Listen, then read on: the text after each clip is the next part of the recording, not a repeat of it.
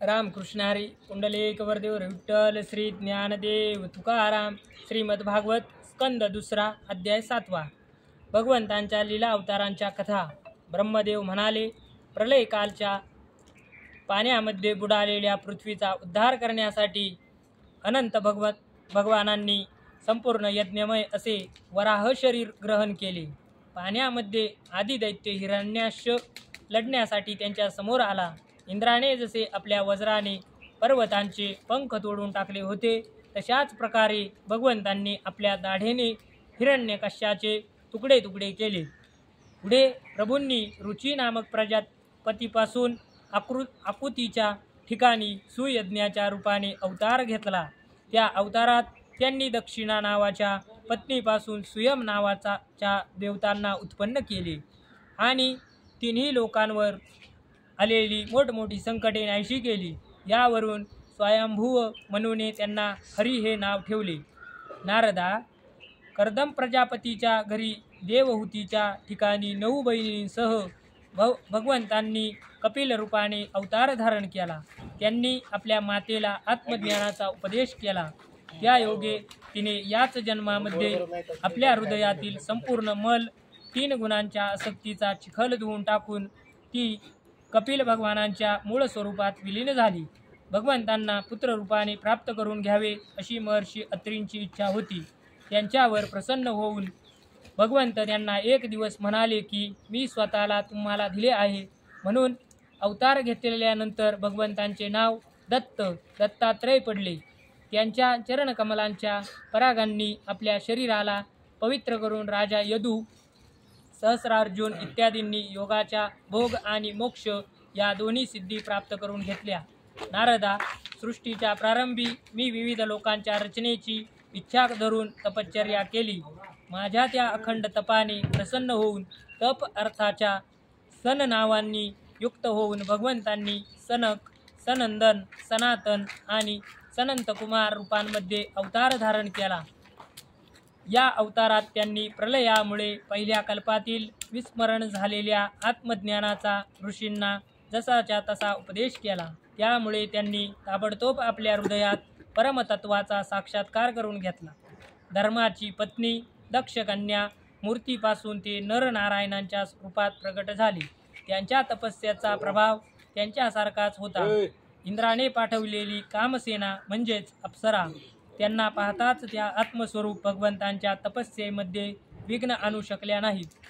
शंकर आदी महानुभाव आपले डोळे वटारूनच कामदेवाला भस्म करतात, परंतु आपल्यालाच जाळणाऱ्या असह्य क्रोधाला ते जाळू शकत नाहीत।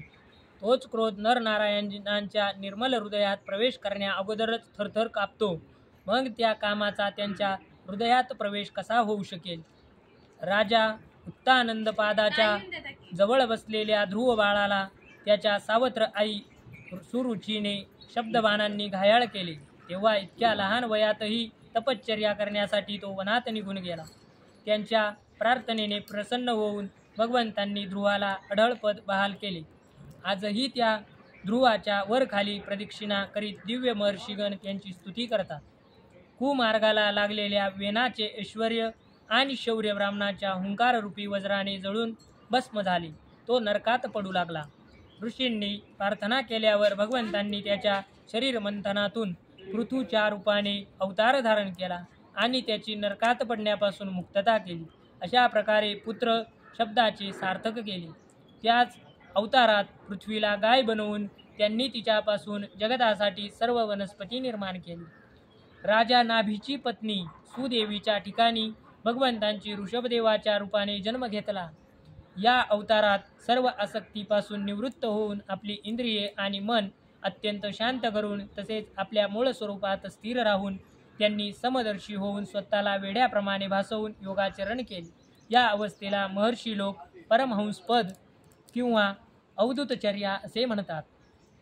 यानंतर स्वतः त्या यज्ञपुरुषाने माझ्या यज्ञात स्वर्णासारखी कांती असलेल्या हयग्रीवाच्या रूपाने अवतार घेतला। भगवंतांचा हा अवतार वेदमय, यज्ञमय आणि सर्व देवमय आहे। त्यांच्याच नासिकेतून वाहणाऱ्या श्वासातून वेदवाणी प्रकट झाली। चाक्षुक लाक्ष मन्वंतराच्या शेवटी भावी मनु सत्यव्रताने भगवंतांना मत्स्यरूपाने प्राप्त करून घेतले। त्यावेळी पृथ्वीरूप नौकेचा आश्रय झाल्या कारणाने ते सर्व जीवांचेच आश्रय बनले। प्रलयाच्या त्या भयंकर पाण्यात माझ्या मुखातून पडलेले वेद घेऊन ते त्यातच विहिरीत विहार करीत राहिले। जेव्हा प्रमुख देव आणि दानव अमृतांच्या प्राप्तीसाठी क्षीरसागराचे मंथन करीत होते, तेव्हा भगवंतांनी कासवाच्या रूपाने आपल्या पाठीवर मंदर पर्वताला धारण केले। त्यावेळी पर्वताच्या फिरण्याने त्यांच्या पाठीला सुटलेली खाज नाहीशी झाली, त्यामुळे ते काही क्षण निद्रासुख घेऊ शकले।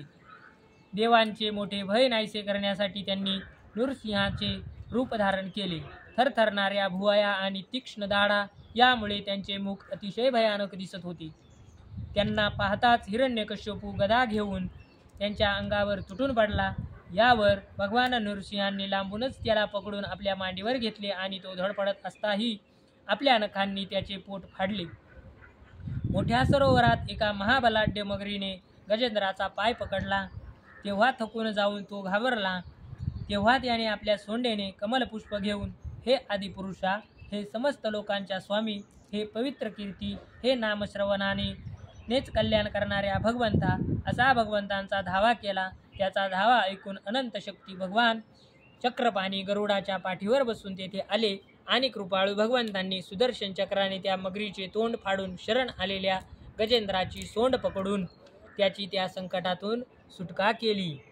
भगवान वामन आदितीच्या पुत्रांपैकी सर्वात लहान होते, परंतु गुणांच्या दृष्टीने ते सर्वात श्रेष्ठ होते, कारण यज्ञ पुरुष भगवंतांनीच याच अवतारात बलीने दानाचा संकल्प सोडताच सर्व लोक आपल्या पावलांनी व्यापले। वामन बटू बनून त्यांनी 3 पावलांचा बहाणा करून सारी पृथ्वी तर घेतलीच, परंतु यातून हेच सिद्ध केले की सन्मार्गावरून चालणाऱ्या पुरुषांना समर्थ पुरुष सुद्धा याचनेशिवाय अन्य कोणत्याही उपायांनी त्यांच्या स्थानापासून हटवू शकत नाहीत। हे नारदा, दैत्यराज बलीने आपल्या डोक्यावर वामनांचे चरणतीर्थ घेतले, किंवा तो देवतांचा राजा होता, यात काही विशेष नाही। आपल्या दिलेल्या वचनाच्या विरुद्ध काही करण्यास तो तयार नव्हता। एवढेच काय, भगवंतांचे 3रे पाऊल ठेवण्यासाठी त्याने आपले मस्तक देऊन स्वतःलाही भगवंतांना समर्पित केले, यातच त्यांचा खरा पुरुषार्थ आहे। नारदा, तुझ्या अत्यंत प्रेमभावामुळे प्रसन्न होऊन हंसाच्या रूपाने भगवंतांनी तुला योग, ज्ञान आणि आत्मतत्वाला प्रकाशित करणाऱ्या भागवत धर्माचा उपदेश केला। भगवंतांच्या शरणागत भक्तांनाच हा सुलभतेने प्राप्त होतो। तेच भगवंत स्वयंभू आदी मन्वंतराच्या मनुच्या रूपाने अवतार घेऊन मनुवंशाचे संरक्षण करीत आपल्या सुदर्शन चक्राच्या तेजाप्रमाणे 10 दिशांना विनाशायास निष्कंटक असे राज्य करीतात। 3 लोकांच्या वर असणाऱ्या सत्य लोकांपर्यंत त्यांच्या चरित्राची उज्ज्वल कीर्ती पसरते आणि त्याच रूपात ते वेळोवेळी पृथ्वीला भारभूत झालेल्या राजांचेही दमन करतात। स्वतःच्या नावाने धन्य झालेली धन्वंतरी आपल्या केवळ नावानेच मोठमोठ्या रोगांना ताबडतोब नष्ट करतात। त्यांनी देवतांना अमृत पाजून अमर केले आणि दैत्यांना हरण केलेला यज्ञभाग देवांना पुन्हा मिळवून दिला। त्यांनीच अवतार घेऊन या जगात आयुर्वेद प्रकट केला। जेव्हा जगात ब्राह्मणद्रोही, आर्यांच्या मर्यादांचे उल्लंघन करणारे व त्यामुळे नरक यातना भोगू इच्छिणारे क्षत्रिय आपल्या नाशालाच दैववशात कारणीभूत झाले आणि पृथ्वीवर जणू काटेच बनून राहिले, तेव्हा भगवंतांनी महापराक्रमी परशुरामाच्या रूपात अवतीर्ण होऊन आपल्या तीक्ष्ण धारेच्या परशुने 21 वेळा त्यांचा संहार केला। मायापती भगवंत आमच्यावर कृपा करण्यासाठी भरत, शत्रुघ्न आणि लक्ष्मण या आपल्या कलासहित श्रीरामांच्या रूपाने इक्ष्वाकू वंशात अवतीर्ण झाले। या अवतारात आपल्या पिताच्या आज्ञेचे पालन करण्यासाठी ते पत्नी आणि बंधू यांसह वनवासात गेले। त्याच वेळी त्यांच्याशी शत्रुत्व पत्करून रावण त्यांच्या हातून मृत्युमुखी पडला। जसे भगवान शंकर त्रिपुर विमानाला जाळण्यासाठी उद्युक्त झाले, तसे ज्यावेळी भगवान राम शत्रूची नगरी लंकेला भस्मसात करण्यासाठी समुद्रावर पोहोचले, त्यावेळी सीतेच्या वियोगाने क्रुद्ध झालेल्या रामांचे डोळे इतके लाल झाले की त्यांच्या केवळ दृष्टिक्षेपाने समुद्रातील मासे, साप आणि मगरी इत्यादी जीव पळून निघाले आणि भयाने थरथर कापणाऱ्या समुद्राने लगेच त्यांना वाट करून दिली। जेव्हा रावणाच्या कठीण छातीला टक्कर दिल्याने इंद्राचे वाहन ऐरावत यांच्या दाताचा चक्काचूर होऊन ते सगळीकडे पसरतील, त्यामुळे दिशाही पांढऱ्या शुभ्र होतील. तेव्हा विजयी रावण गर्वाने फुगून जाऊन हसू लागेल. आपल्या पत्नीला पळवणाऱ्या त्या रावणाचा तो उद्दामपणा भगवान श्रीराम धनुष्याच्या टंकारानेच प्राणांसह तत्काळ नाहीसा करतील. दैत्याच्या झुंडींनी त्रस्त झालेल्या पृथ्वीचा भार उतरवण्यासाठी कृष्णवर्ण भगवान गौरवर्ण बलरामासह अवतार ग्रहण करतील. ते आपला महिमा प्रगट करणाऱ्या अद्भुत लीला करतील. त्या लीला लोकांना बिलकुल समजू शकणार नाहीत.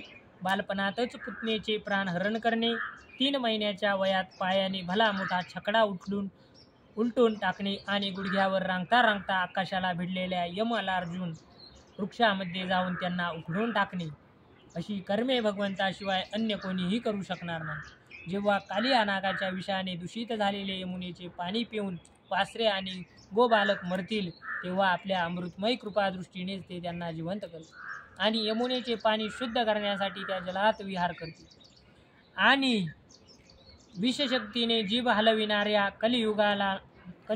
कलिया नागाला तेथून हुसकावून लावतील. त्याच दिवशी रात्री जेव्हा सर्व लोक तेथेच यमुना तटावर निद्रिस्त होतील, तेव्हा दावाग्नी भडकल्याने सर्व मुंजवन चारी बाजूंनी जळू लागेल. तेव्हा बलरामासह त्यांना प्राणसंकटात सापडलेल्या वज्रवासियांना त्यांचे डोळे बंद करावयास सांगून ते त्यांना गोकुळात नेतील. ही त्यांची लीला तर अलौकिकच असेल, कारण त्यांची शक्ती अचिंत्य आहे. त्यांना बांधण्यासाठी म्हणून त्यांची माता जी दोरी आणेल ती त्यांच्या पोटाला पुरणार नाही. तसेच जांभई देतेवेळी श्रीकृष्णांच्या मुखामध्ये 14 भुवने पाहून यशोदा प्रथम भयग्रस्त होईल, पण नंतर तिला आपल्या सामर्थ्याचा बोध करवतील. ते नंदबाबांना अजगराच्या भयापासून आणि वरुणाच्या पाशातून सोडवतील. मय दानवाचा पुत्र व्योमासूर जेव्हा गोपबालकांना पहाडाच्या गुहेत बंद करून ठेवतील, तेव्हा त्यांना तेथून वाचवतील. दिवसभर कामधंद्यात व्यग्र असणाऱ्या आणि अत्यंत थकून भागून रात्री झोपी जाणाऱ्या गोकुळातील लोकांना ते आपल्या परमधामाला घेऊन. हे निष्पाप नारदा, जेव्हा श्रीकृष्णांच्या सल्ल्यावरून गोपलोक इंद्रासाठीचा यज्ञ बंद करतील, तेव्हा इंद्र वज्रभूमी बुडवण्यासाठी चारी बाजूंनी मुसळधार पाऊस पाडण्यास सुरुवात करेल. यावेळी गोपांचे आणि त्यांच्या पशूंचे रक्षण करण्यासाठी 7 वर्षाचे कृपाळू भगवंत 7 दिवसापर्यंत गोवर्धन पर्वत एकाच हाताने पावसाळी छत्री धरल्याप्रमाणे लीलेने धारण करतील. वृंदावनात विहार करताना रात्रीच्या वेळी रास करण्याच्या इच्छेने जेव्हा चंद्राचे टिपूर चांदणे सगळीकडे पसरलेले असेल, तेव्हा ते आपल्या बासरीवर मधुर संगीतांची दीर्घ तान घेतील. ही तान ऐकून प्रेमविलह होऊन आलेल्या गोपींचे कुबेराचा सेवक शंखचूड जेव्हा हरण करेल, तेव्हा ते त्यांचे मस्तक उडवतील.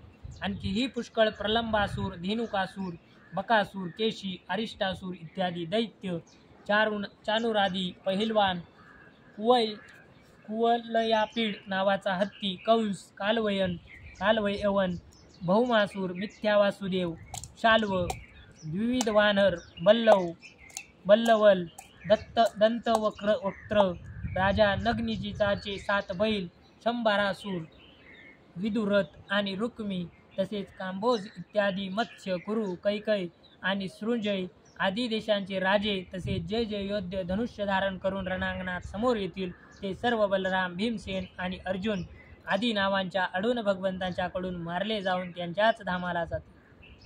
काळाच्या ओघात लोकांची ग्रहणशक्ती कमी होत जात आहे, आयुष्यही कमी होऊ लागले आहे. त्यावेळी भगवंत असे पाहतात की आता हे लोक माझे तत्व सांगणारी वेदवाणी समजण्यास असमर्थ आहे. तेव्हा प्रत्येक कल्पामध्ये सत्यवतीच्या ठिकाणी व्यासांच्या रूपाने प्रगट होऊन ते वेदरूपी वृक्षाचे विभिन्न शाखांमध्ये विभाजन करतील. देवांचे शत्रू दैत्यसुद्धा वेदमार्गाचा आश्रय घेऊन मयदानवाने निर्माण केलेल्या अदृश्य वेग असलेल्या नगरात राहून लोकांचा सत्यानाश करू लागतो.